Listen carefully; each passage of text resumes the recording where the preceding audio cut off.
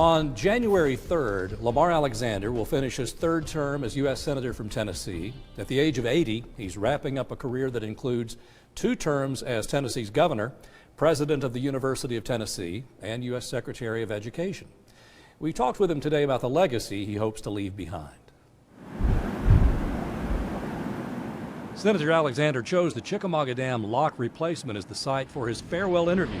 The $800 million project should soon be funded for an 8th consecutive year, and the senator's role as chairman of the Senate Appropriations Subcommittee on Energy and Water Development has helped him achieve his goal. For the last 7 consecutive years, we funded reconstruction of Chickamauga Lock, and now we're at a point where it ought to be finished and operational in 3 more years. He hopes the project will be completed by 2024 at the latest, allowing towboats to push more and bigger barges through the lock, a major improvement from its original 1940 construction.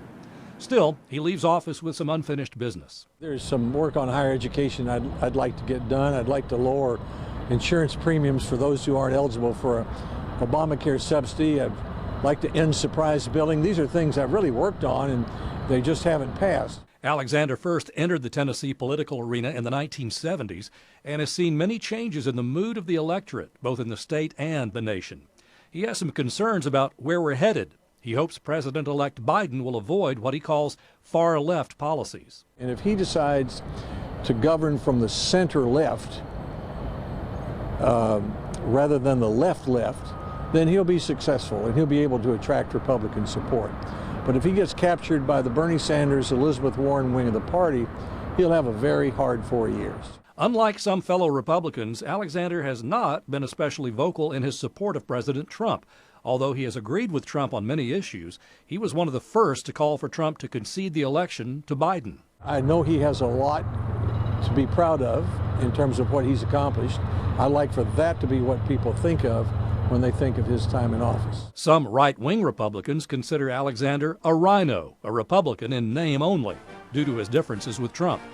But he stands firm in his beliefs. I think the people elected me to go to Washington and work with the president they elected when I could.